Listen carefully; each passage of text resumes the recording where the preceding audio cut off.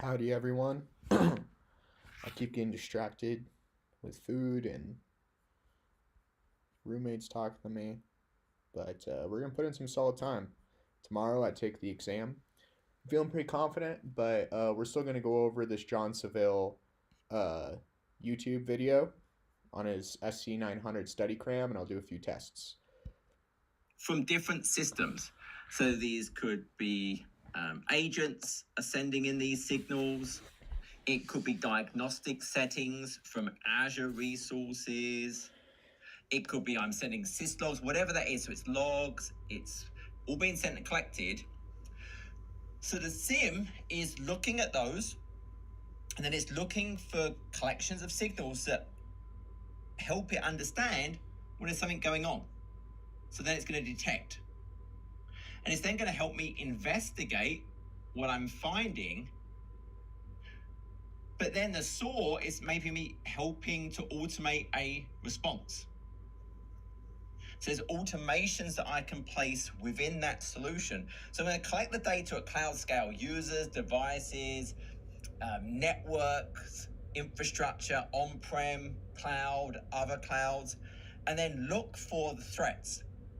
I want to try and minimize false positives. I'm going to use analytics and machine learning, threat intelligence signals coming in. Then AI again will help me investigate and look at all those suspicious activities at very, very large scales. And then the response through, there's built-in automations, and then I can add in my own as well. So it's giving me that complete ability to react. Now, the way Sentinel works is it builds on a log analytics workspace. So I'm paying for the signals that are ingesting, and then for depending on what that retention needs to be. You're also going to hear, when I talk about security, I guess this is a good time to talk about it, is Security Copilot. Now, you'll hear about copilots everywhere. And Security Copilot is really working in the same way as everything else. The whole point is adding AI, specifically most of the time a large language model, which is that idea that, hey, I can interact with natural language, and then what makes it special is the way I craft the prompt and what additional data I give it. And so what's happening here is if I think about things like Sentinel, Entra, Intune, Defender, there's a whole bunch more of these. But all of these now are integrating into Security Copilot in an embedded way. So embedded is Copilot becomes part of the console, the web portal for that service. Hey, I'll see a Copilot icon in Intune. I'll see a Copilot icon in Entra. I'll see it in Purview. But there's also an immersive experience, which is a separate prompt where I can just type in and work across all the different things. So now I want to talk about Defender XDR. And this is recently merged with Sentinel for the portal experience. If I just go to security.microsoft.com, and let's take a quick look at that. So if I go, so here I'm looking at security.microsoft.com is my portal. But you'll notice, well, I've got my incidents, alerts, my hunting, my threat intelligence, all of that here.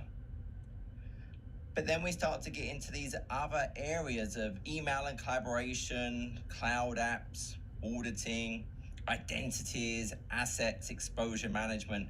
So it's bringing all of the different elements in one place for me. And the whole point of this is it is touching on many, many different areas. So there are solutions here for Office 365.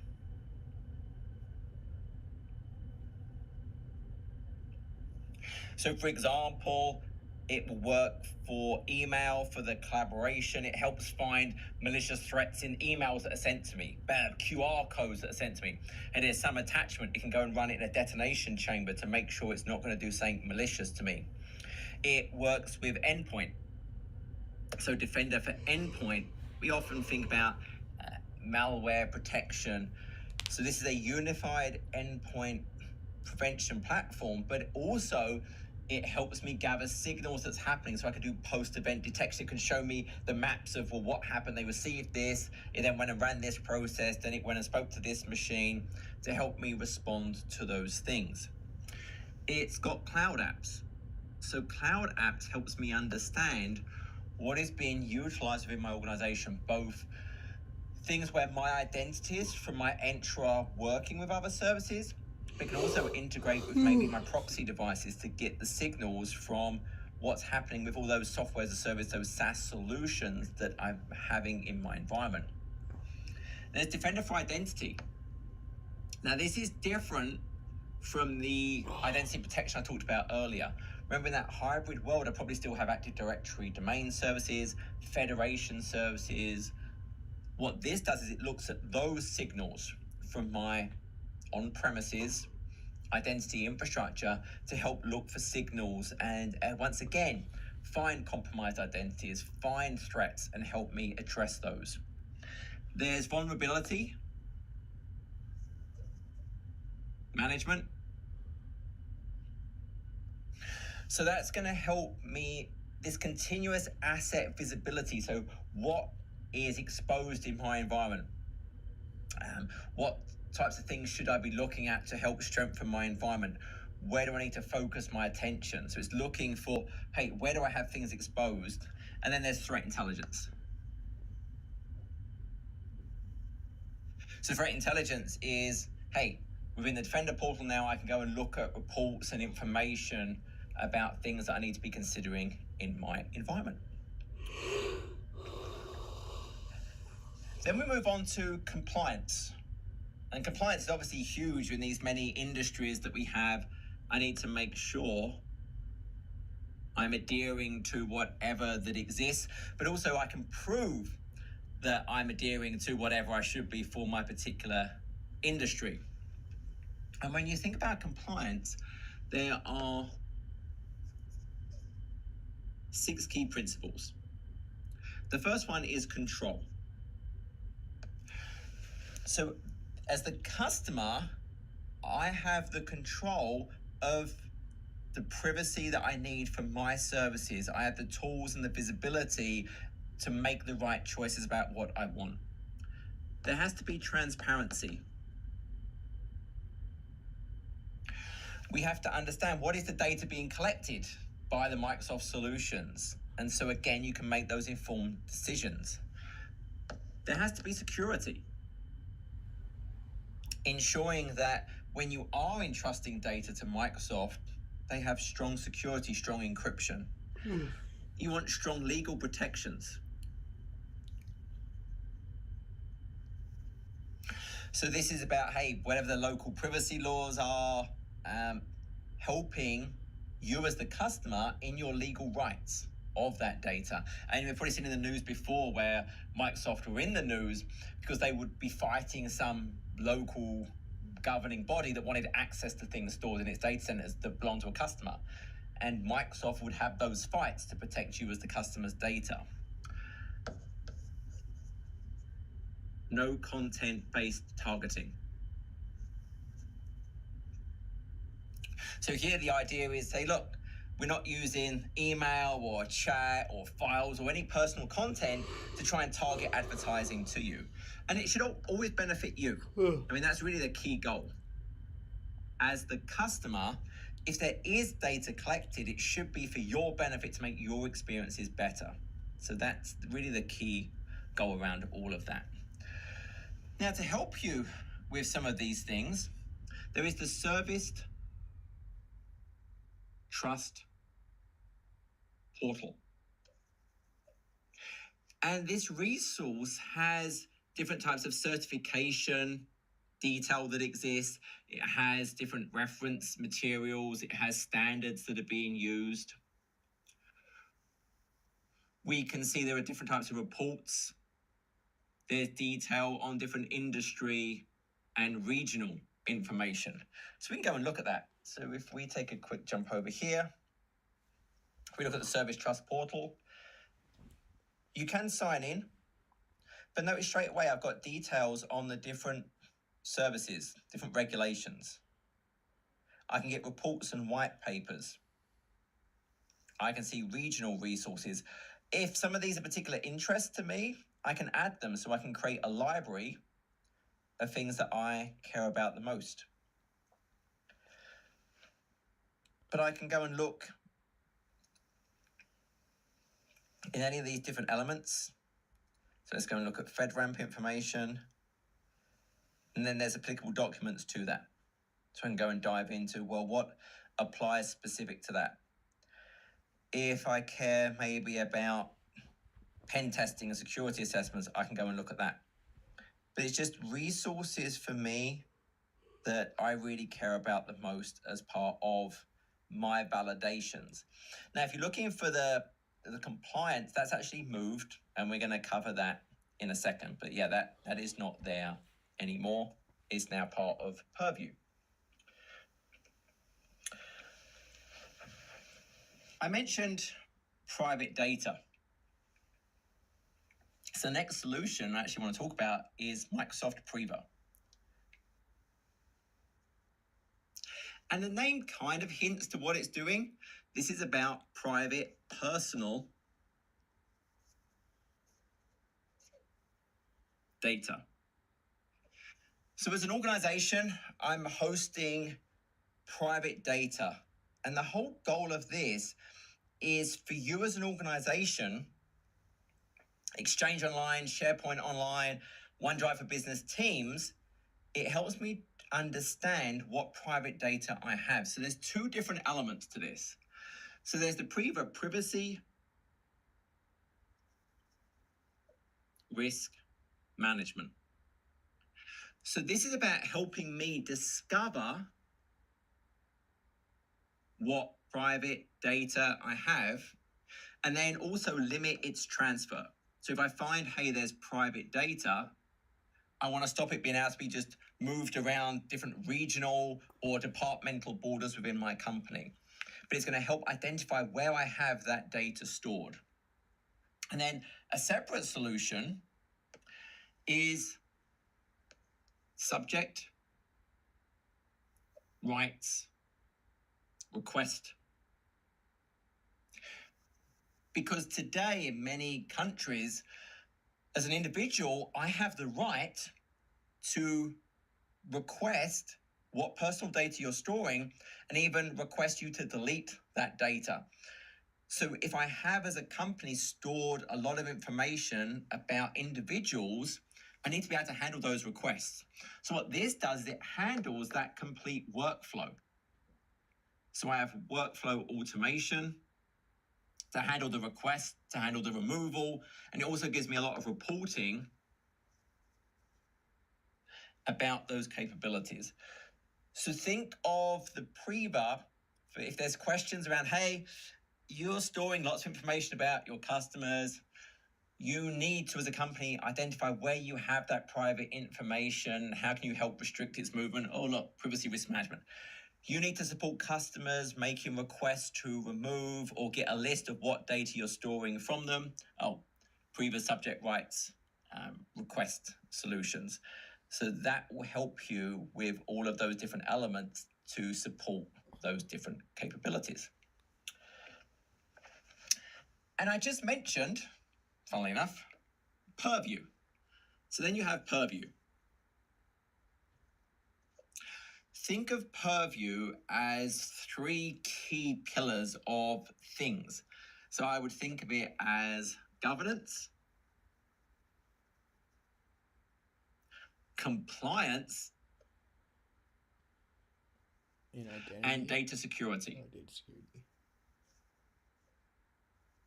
GRD. So this is a huge one. So if you hear something about governance or compliance or anything around those, the chances are, line up, it's something to do with Purview. So that's going to be the solution in play here. And so the first one, this is where we just go to purview.microsoft.com. So once again, let's just jump over and take a look. So here I'm in Purview. So I've gone to purview.microsoft.com. And you'll notice there's really this solutions. So there's a whole bunch of different solutions available in here. If I select it, Well, the first one I actually want to talk about, but you can see all these different ones here. Compliance Manager. So Compliance Manager is there to help me as an organization understand my compliance against various different things. Now, what I will get is a compliance score. So that compliance score helps me understand my current compliance posture. So I'm at 69% here. It will show me the points I've achieved. And notice there's points that I have achieved, and then there's things that Microsoft are responsible for. So Microsoft, as you would expect, is doing way better than me. But it lets me go and track all these different improvement actions, and it will show me the impact. So the higher the points, the more important that would be, and the more I would want to prioritize that. And I can go and drill down into those improvement actions. And one of the really cool things we can do here, if we scroll around, so notice we have an action type, so operational, but I can assign it. I can assign it to individuals to start tracking it. It will show me the testing type, so how someone has to go in and manually do this, and then they can attest to, yes, it's done. The responsibility will sometimes be my org, sometimes it's going to be shared. If it's shared, it will be Microsoft and my organization. But this really helps me understand where I need to focus on, and it will run this against different areas. So I can see the different solutions, I can see different assessments. So an assessment is a grouping of controls from a specific regulation. So I can create assessments, but then we'll see all the different regulations that I can work against. So we can see there's premium templates, premium AI based templates, but all of these different things that I as a company may need to adhere to, I can leverage this to help start assessing and tracking my compliance. And again, I create an assessment which will be a certain grouping of those different controls. So this is really useful to understand that. It's got some related solutions down there as well. I can go and create policies. I don't have permissions for that. And I can get alerting as well. But this is fantastic to go and understand the compliance against kind of this built-in, but I can also go and add additional ones that I care about. And then I might think about from a data security perspective. And this is actually becoming a bigger and bigger deal today because of AI. I drew the idea of a large language model. I talked about data in helps drive some of the things you do. Well, first, let's just make a big note. So this is Compliance Manager. But when I start using artificial intelligence, one of the things that happens is these solutions, these co-pilots go and find data. They're vector-based, so it's a meaning-based, the semantic meaning of the data, and it will send it into large language model to help answer your question. So what's happening is companies historically have not done a great job of knowing where the data is, classifying the data, and then protecting the data. So users have access to way more stuff than they probably should, and the company didn't know that. Well, now these large language models and the orchestration solutions that go and search for data are finding it, sending it to the large language model, and it becomes part of the answer, and the companies are freaking out. So when I think of data security, this is a huge aspect that Purview can help with. And if I break it down into the components of that, well, I have to know. So I have to be able to find where my data is. And then once I find it, I have to be able to classify it. Now, there are built-in, and I can create custom ones. So I have to find my data. Once I know where it is and what it is, I can then protect my data. Once I'm protecting it the right way, I can also then do things to help prevent its loss. And then I probably want to go and govern it. So we get these lifecycle components of our data. So I need to know it. I need to know my data landscape, where it is, classify it, protect it, encrypt it, add access restrictions to it. Maybe watermarks. If it's a document, so someone takes a picture, well, I know this was Bob. Bob did this. detect risky behavior, don't let them copy it to places, and then automatically keep or delete data based on certain requirements. And remember, there's different types of data. There's PII, there might be health information, social security numbers. I want to be able to detect those different things. And so Purview is going to help us with all of those different elements. So if we jump over again, so if we go to our solutions, this time we could look at data lifecycle management. And within here, there's classifiers. And notice I have this idea of trainable classifiers, but also sensitive info types. And it has a whole bunch. Tax numbers, physical addresses, shared access signatures, like massive amounts of different types of data here. So it's easy to then, I can use different types of policies to then enforce. I can label data that I find that matches these with certain labels. I could put retention policies to make it keep the data for a certain amount of time. There's explorers. So I can use things like Data Explorer to go and look at what content I found. Activity Explorer will help me understand what is being done with that labeled data across my entire organization. And the key thing is, when I think about these, there are different types of labels. So also, if I look at my solutions, there's information protection. And these have sensitivity labels. So this is a little bit different. This might be highly confidential, public data, personal, top secret. Now, when I think of these labels, this is about protecting the data, right? So this might be classifying it. It's got PII, it's got social security numbers, whatever that is. Then we move into, okay, from protecting, these might be sensitivity labels that I then apply actions to. This could be watermarking it. So it's just metadata. It's transparent metadata that I can see stored in clear text. Commonly, we see that with emails and documents. But again, I can then trigger things off of that. So I can add a watermark. I can add encryption to that. And any particular item has a single label. So I can't have multiple different labels as part of this. And then I think of preventing loss. So that is digital loss protection, DLP. And once again, we see that in our data lifecycle management. So we go back again, data lifecycle management. We have our policies and we have different things. So I've got label policies here. And that policy, I could use it. Once I create labels, I can publish them. But when I have these, I can use policies both to retain and delete data. Because it might be, hey, I have actually need to make sure I don't keep data for too long. So when I think of my governing, I have retention. I also have deletion. And all of these I can trigger off of these different labels that I have applied. And then we also have records management.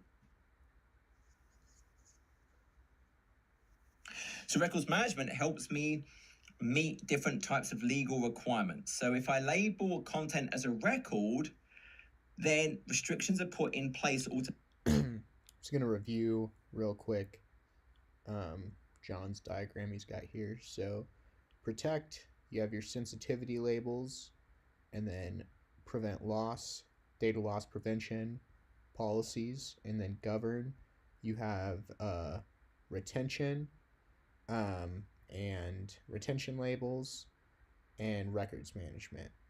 Automatically to block certain activities. Any activity is logged against what is now considered a record. I get this proof of disposition at the end of the retention period to show it has been disposed of. And I can set up these retention labels as the administrator to enable the marking of things as records. There are other capabilities. There's data catalog that lets me quickly go and see. There's data sharing to help me share data, etc., etc. Other solutions. So there's insider risk management. Again, we talked about threats can come from both inside and outside. So we talk about insider risk.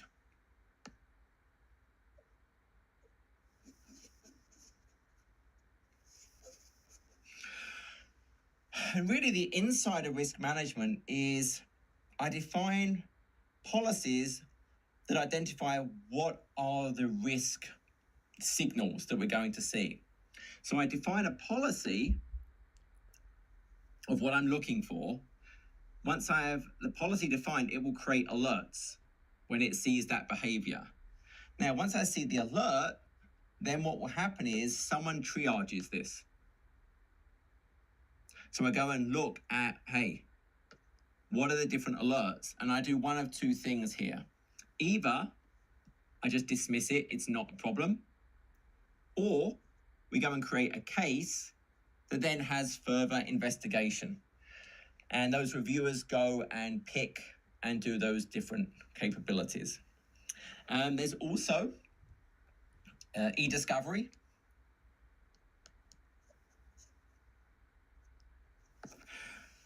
And there's different categories for the e-discovery. So obviously this is about finding data in mailboxes, in groups, in Teams, in SharePoint Online, in OneDrive for Business, Skype, Yammer. And there's three categories. So if we go and look super quickly. So we can see there's content search. So I can search for stuff based on different keywords. I can export the results based on different permissions. There's e-discovery standard, search and export, case management, legal hold. And then premium adds all these other types of capabilities. So it depends on what I require for which of these different services that I would want to implement in my environment. But there are really those three levels. So basic content search. Then we get the idea of, with standard, I can create cases, so I can track how I'm doing with those things. I can do legal holds on the data. But then we have premium, which has a whole bunch of different things, but it's about that complete end-to-end workflow of that e-discovery and those capabilities that I have to meet.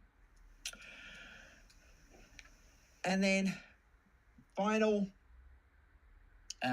services is audit. I mean, audit is about keeping the data so I can respond to requests. I need forensic evidence of something that's happening, compliance regulations, internal investigations.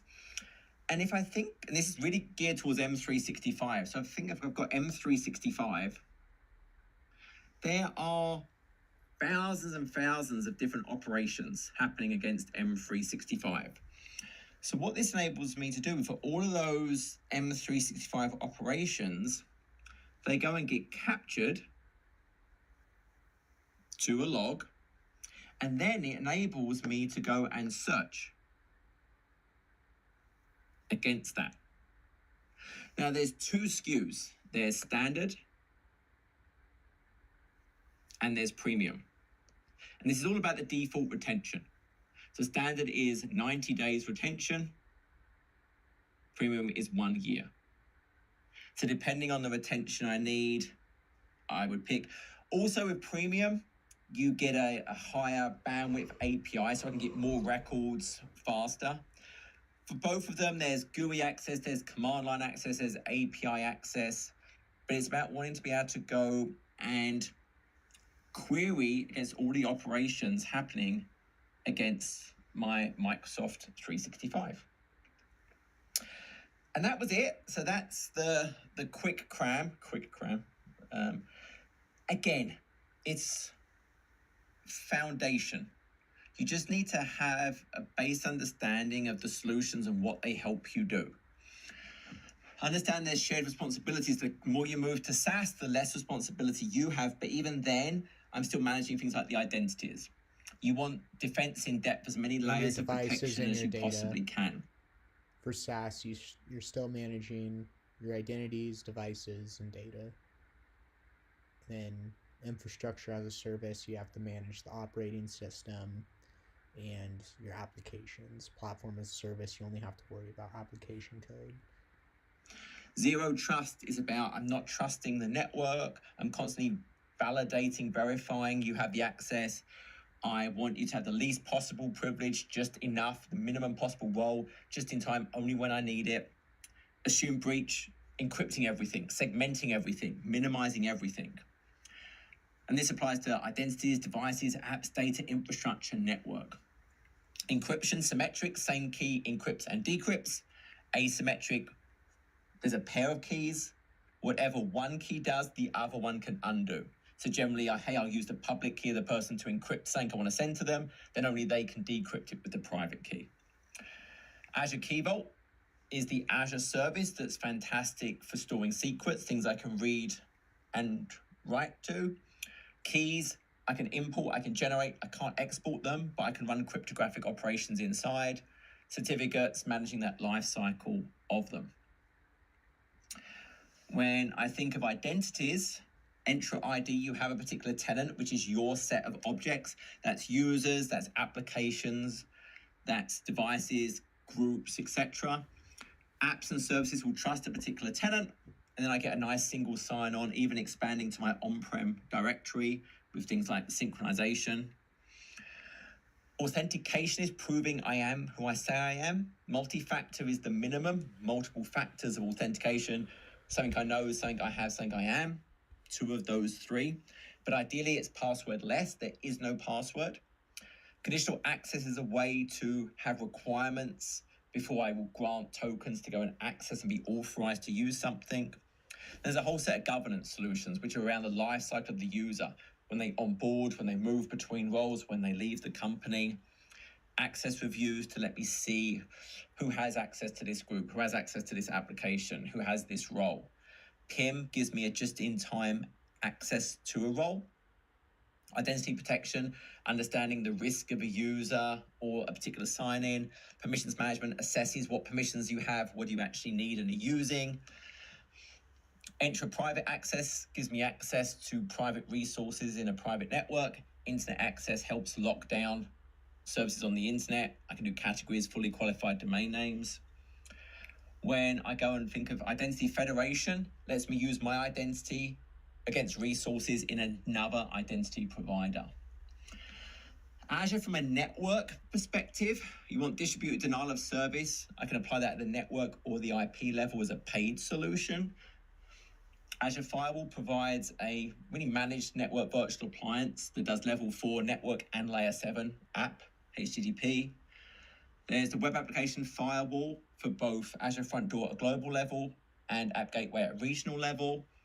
Virtual networks are in isolation by default. Unless I peer them, they can't talk to each other. I can further segment it using network security groups, which are sets of rules that govern the flow. Azure Virtual Network Manager lets me have central management via security admin rules that run before the NSG. So it's a funnel that only if it passes then goes to the NSG, unless I do always allow, in which case it bypasses the overall management via security.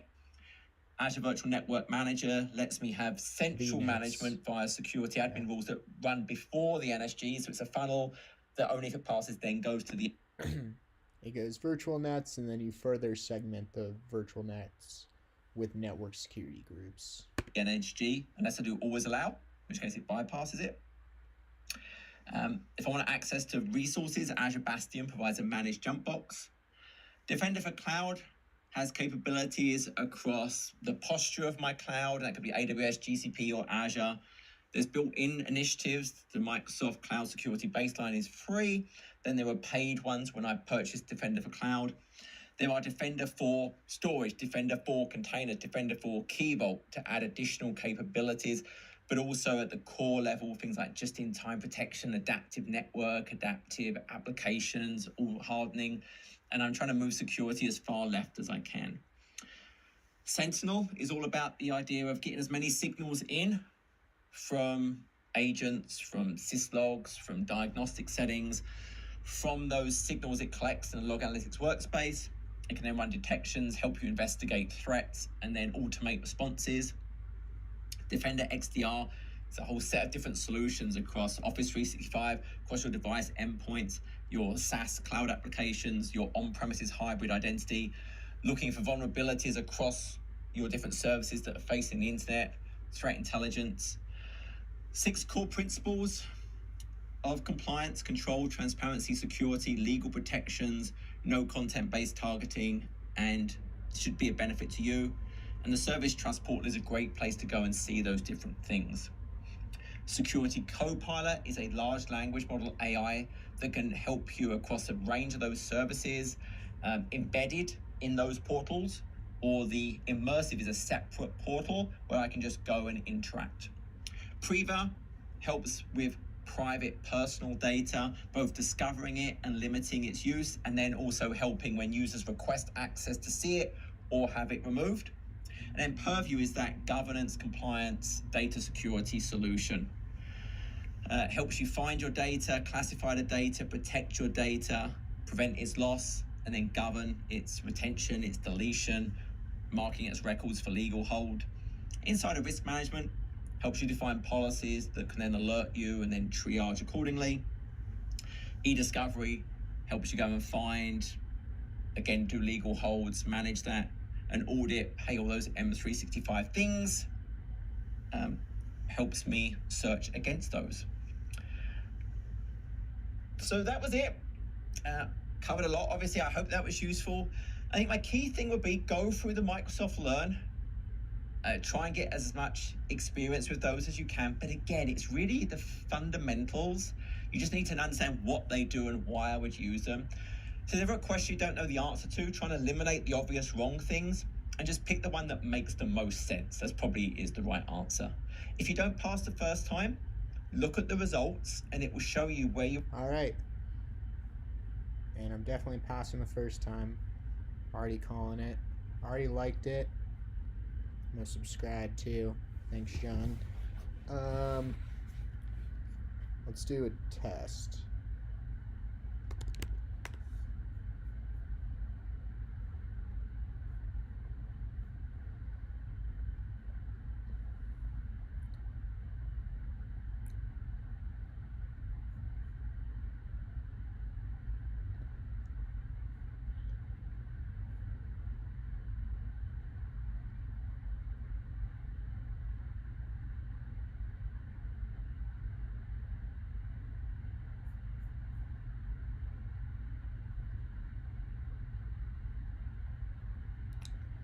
You need an e-discovery solution within Microsoft 365.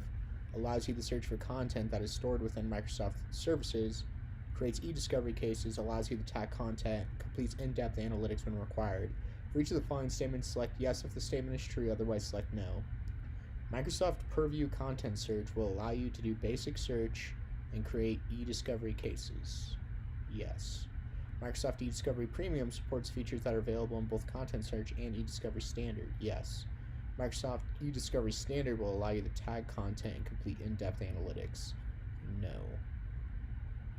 The first one's no, too. Microsoft Purview Content Search will allow you to do basic search and create eDiscovery cases. Microsoft Purview is the compliance service that offers 3 different eDiscovery solutions: Content Search, eDiscovery Standard, eDiscovery Premium. Microsoft Purview Content Search will allow you to do basic search, but will not allow you to create eDiscovery cases. Content Search is a basic search tool solution that allows you to search for data throughout the Microsoft 365 tenant. You can then export the search results to a local device and review them, and includes features such as keyword queries and role-based permissions.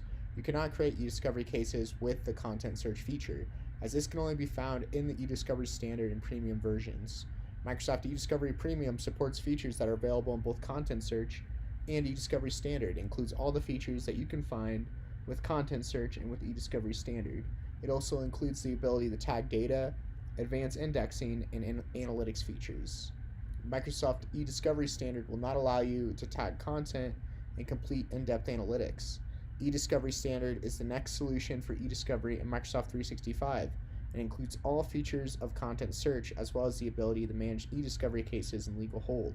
However, you cannot tag content and perform any analytics, as this is only available in the premium version. Your organization synchronizes on-premises Active Directory accounts to Microsoft Entra ID using Microsoft Entra ID Connect. You want to implement a hybrid identity solution. Which authentication method should you use for each requirement? To answer, drag the appropriate authentication method to each requirement. An authentication method may be used once, more than once, or not at all. Authenticate on-premises accounts in the cloud even when on-premises Active Directory is not available. That's password hash synchronization. Validate users with Active Directory by redirecting cloud authentication requests to on-premise software agents, and that would be pass-through authentication. Delegate authentication from Microsoft Entra ID to on-premises Active Directory Federation services, and that's federated authentication.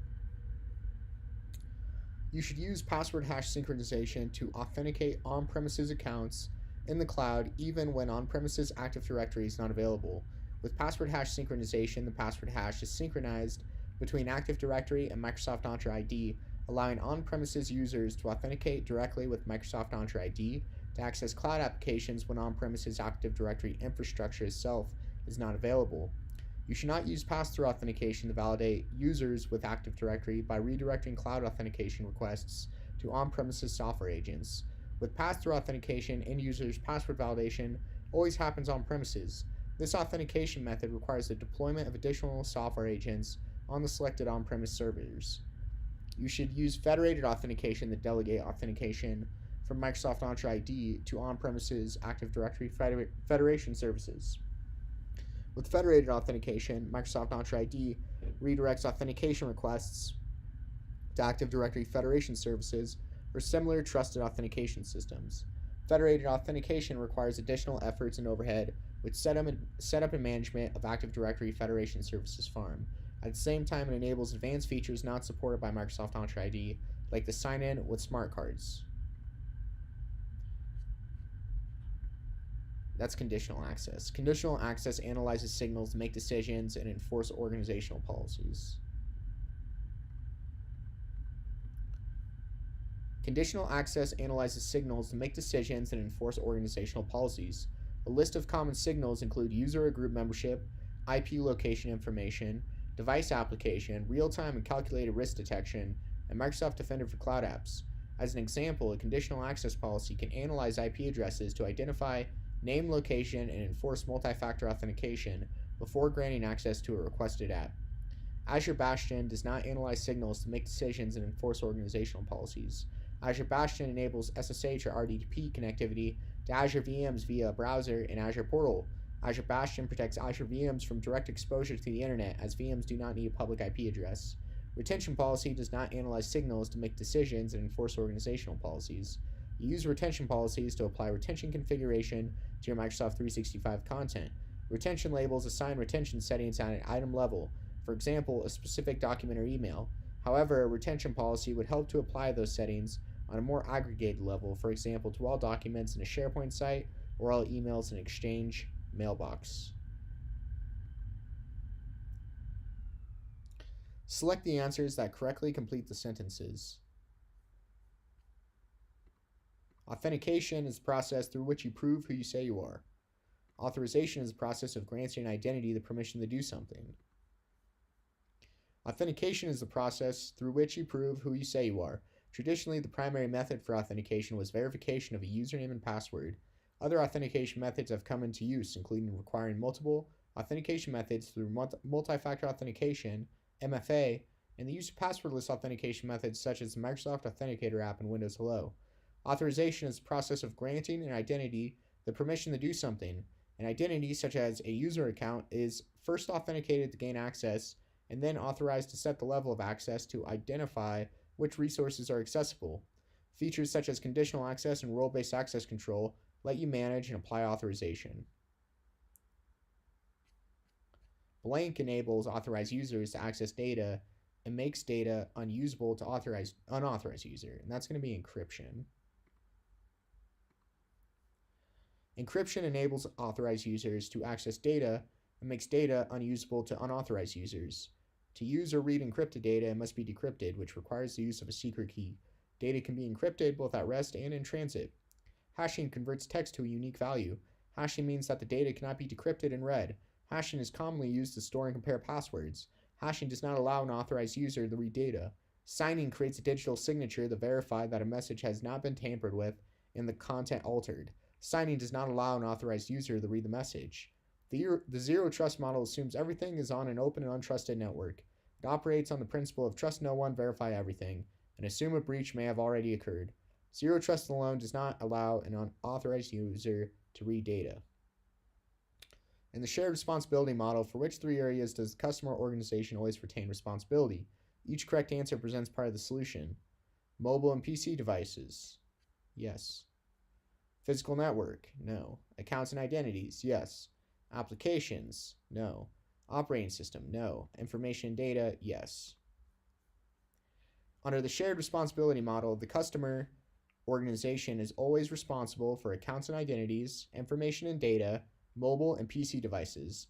The shared responsibility model defines responsibilities based on where the workload is hosted and includes software as a service, platform as a service, infrastructure as a service, on premises. With software as a service, the service is hosted and managed by the cloud provider. The customer takes sole responsibility for accounts and identities, information and data, and mobile and PC devices. The customer and cloud provider share responsibility for the identity and directory service, while the cloud provider is fully responsible for the underlying platform that hosts the service. Platform as a service is designed to provide the customer organization with an environment for building, testing, and deploying software applications. Customer responsibilities include all those for software as a service, plus shared responsibility for applications and network controls. In infrastructure as a service, the cloud provider maintains and manages the physical infrastructure, with all other responsibilities falling on the customer organization. In addition to customer responsibilities under software as a service, the customer also takes full responsibility for identity and directory infrastructure, applications, network controls, and operating system. Cloud provider responsibilities include physical hosts, physical data centers, and the physical network. Under the on-premises model, the customer is responsible for all hosting, management, and maintenance activities. An organization requires its group owners to periodically certify guest user membership for a standard Microsoft 365 group that is used for team collaboration. You need to recommend a solution that automates this recurring certification process. Which Microsoft Entra features should you recommend? Access reviews, privileged identity management, identity protection, or conditional access? It would be access reviews. You should recommend access reviews to automate this recurring certification process. This feature is designed to manage the access lifecycle by creating recurring campaigns that require designated people, such as group owners, to make a decision on whether a user's access is still required. It directly addresses the need for a formal, scheduled attestation of group membership. You should not apply conditional access to automate a recurring certification process. Conditional access policies apply at the time of sign-in to enforce controls like multi-factor authentication or location-based restrictions. It does not provide a mechanism for existing group members to have their access periodically recertified by the group owner. You should not recommend privileged identity management to automate a recurring certification process for a standard Microsoft 365 group. Privileged identity management is specifically designed to manage and govern access to highly privileged administrative roles, not general group memberships. While privileged identity management includes attestation features, they are scoped to privileged identity assignments. You should not recommend identity protection to automate a recurring certification process. Identity protection focuses on detecting and remediating identity-based risks, such as sign-ins from unusual locations or leaked credentials. Its purpose is to react to potential account compromise, not to proactively manage the appropriateness of long-standing access permissions. Your organization uses Azure Key Vault to simplify the management of application secrets. You need to understand who uses the Vault. Which user performs the following actions? To answer, select the appropriate options from the drop-down menus. To manage the Azure Key Vault and keys, that would be a Azure administrator. To use URIs to access keys for applications, that would be an Azure developer. To view key usage logs, that would be security administrator. The Azure administrator manages the Azure Key Vault and keys. An Azure administrator can create an Azure Key Vault and be the owner of the vault. The administrator can create keys and control the lifecycle of the key. The Azure developer uses URIs to access keys for applications. An Azure developer can consume the keys held in an Azure Key Vault by using a URI to invoke a key held in the vault. The security administrator views key usage logs. Usage of key held in the vault is logged. The security administrator uses these logs to monitor how and when keys are accessed. You want to access the results of the latest Microsoft Intune infrastructure penetration tests, which were conducted for Microsoft by certified third parties. Which section of the Service Trust Portal should you check? Reports, white papers, and artifacts, certifications, regulations, and standards, industry and regional resources, or resources for your organizations. I believe it would be reports, white papers, and artifacts. Yep. You should check the reports, white papers, and artifacts section. This section provides the results of activities performed during penetration tests and security assessments of Intune, Azure, Dynamics 365, Office 365, and other Microsoft Cloud solutions. You can run pen test and security assessments to get attestation of penetration tests and security assessments conducted by third parties. Additionally, here you can find business continuity plans and disaster recovery plans developed and validated with representatives from Microsoft's business units, information on how Microsoft services comply with privacy and data protection requirements, as well as white papers and answers to frequently asked questions. You should not check the certifications, regulations, and standards section. This section contains security implementation and design information that meet compliance requirements with International Organization for Standardization, ISO, International Electrotechnical Commission, IEC, System and Organizational Control, SOC, General Data Protection Regulation, GDPR, Federal Risk and Authorization Management Program, FedRAMP, Payment Card Industry, PCI, Data Security Standards, DSS, Cloud Security Alliance, CSA, Security Trust and Assurance Registry, STAR, Australia Information Security Registered Assessors Program, IRAP, Multi-Tier Cloud Security, MTCS, Singapore Standard, and Spain's Esquema Nacional de Seguridad. I did not pronounce that right. ENS regulations. You should not check the industry and regional resources section. This section contains documents describing Microsoft's online services compliance with the United States government, various regional policies and regulations, as well as information relating to the regulatory compliance of industries, including financial services, healthcare and life sciences, and media and entertainment. You should not check the resources for your organization section. This service contains documents specific to your organization's subscription and permissions for Microsoft's online services. And we'll go ahead and finish the test. So, describe the capability of Microsoft compliance solutions. Seems like I'm struggling the most with like Microsoft Purview and Microsoft Priva. Everything else I'm doing pretty good on. I am going to take a quick break though, get some water. Be back by 9:20 is the idea.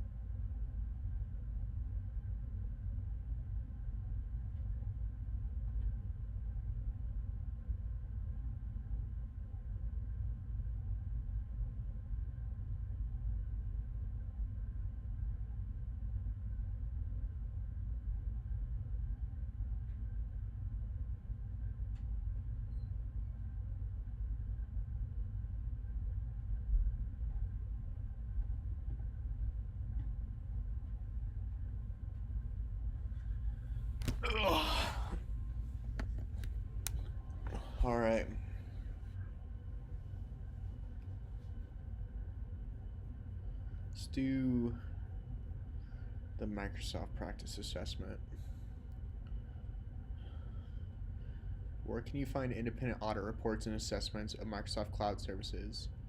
The Microsoft Service Trust Portal. The Service Trust Portal provides information, tools, and other resources about Microsoft security, privacy, and compliance practices. The best way to obtain the documents is on the Service Trust Portal. What are the 3 types of controls used in Microsoft Purview Compliance Manager? Each correct answer presents part of the solution: Microsoft Managed Controls, third-party managed controls, and customer managed controls. Microsoft Managed Controls, shared controls, and customer managed controls. Third-party controls, shared controls, government controls, customer managed controls, and shared controls. I believe it's Microsoft Managed Controls, shared controls, and customer managed controls.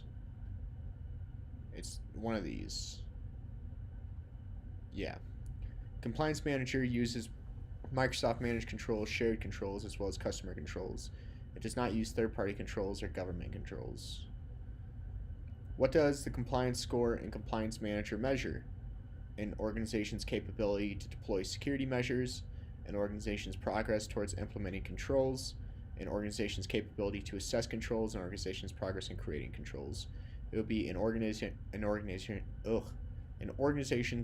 progress towards implementing controls. The Compliance Score and Compliance Manager measures an organization's progress towards implementing controls. In Microsoft Purview, what would you use to identify invoice numbers and data from your organization? Use sensitive info types. Invoice numbers use the same format pattern, for example, 2 letters followed by 6 numbers. The patterns are regular expressions which can be used as sensitive info types, also keywords. Keyword dictionaries and functions can be used as sensitive info types. Content Explorer is a feature to explore content in Microsoft 365 to find sensitive content. Exact data match is used to find exact strings, such as social security numbers, and content stored in Microsoft 365. Sensitive info type identifies any string that matches a pattern. Exact data match identifies only a limited number of strings which are explicitly specified. Trainable classifiers use machine learning to learn patterns. You first need to train a model by using a large amount of data and then provide feedback to the classifier. You can then publish and declassifier. In Microsoft Purview, what can you use to label items as regulatory records, maintain proof of item deletion, and export information about disposed items? And it would be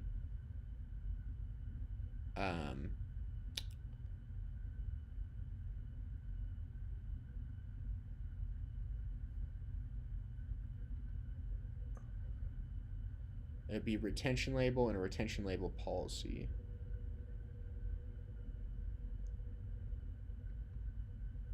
These are features of records management. Sensitivity labels allows to label items. Azure policy cannot be used to handle documents. Data loss prevention does not handle the disposition of items. Select the answer that correctly completes a sentence. Microsoft Purview, information protection, and data lifecycle management work together to classify, protect, and govern data. Information protection, data lifecycle management work together to classify, protect, and govern data you cannot share via Microsoft Purview. What can you use to prevent the inadvertent disclosure of sensitive information shared in Microsoft Teams?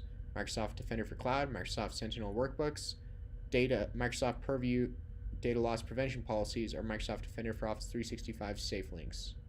Be Microsoft Purview data loss prevention policies. Data loss prevention is a way to protect sensitive information and prevent its inadvertent disclosure. Where can you access and review sensitive files from a snapshot of the scanned items?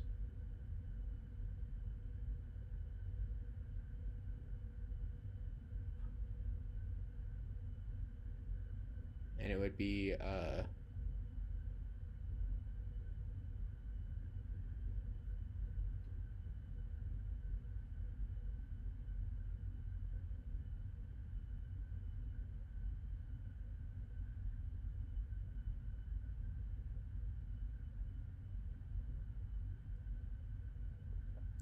the Microsoft Purview Compliance Portal. Scan source content that is stored in different locations, such as Exchange, SharePoint, and OneDrive, can be accessed and reviewed by using the Compliance Manager. What can be used to set up a unified data governance service that enables end-to-end data lineage? And that would be Microsoft Purview. Microsoft Purview is a unified data governance service that helps you manage and govern on-premises, multi-cloud, and software as a service data. It can be used to set up unified data governance service, enabling end-to-end data lineage. In Microsoft Purview, what can you use to detect potential leaks of sensitive data and theft of intellectual property? And that'd be insider risk management. Insider risk management is a solution that helps minimize the risks associated with sensitive data leaks, data spillage, confidentiality violations, intellectual property theft, fraud, insider trading, and regulatory compliance violations. In Microsoft Purview, what can you use to scan for offensive language across an organization? That would be communication compliance. Communication compliance allows you to detect and remediate inappropriate language. Information barriers can be used to disable certain interactions, but not based on language. Activity Explorer can be used to view activities in Compliance Manager. Policy compliance lets you see which policies are in or out of compliance.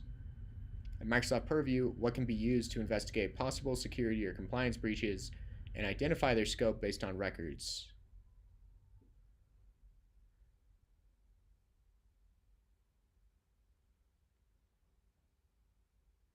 And that would be eDiscovery Premium, I believe. Investigate possible security or compliance breaches and identify their scope based on records. So eDiscovery, you create a case, but audit, it's either eDiscovery or Audit Premium. It might be Audit Premium. Yeah, it's Audit. Audit Premium can be used to investigate possible security or compliance breaches and identify their scope based on records. Content search is used to search documents. eDiscovery Standard allows you to create cases and assign managers, not auditing. eDiscovery Premium allows you to assign custodians.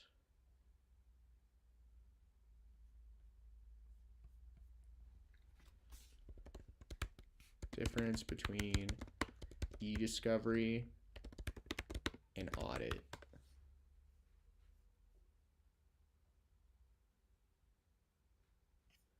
eDiscovery finds specific electronic data. Auditing proactively monitors user actions, who did what for compliance and troubleshooting.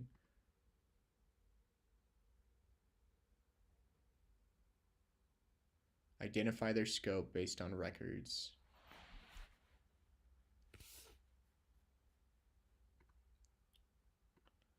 Which statement accurately describes Azure policy? Azure policy is designed to help enforce standards and assess compliance across an organization.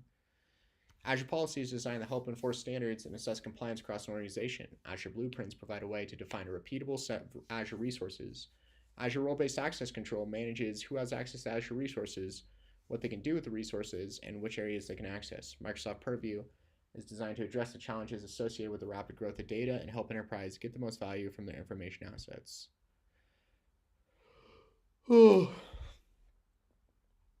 That'd be operating system. But I got my test is at 8 a.m. tomorrow, so I think I'm gonna try to go to sleep, and I'll let you know when I pass. I'm pretty confident that it'll be an easy pass, but either way, I'll let you know what happens.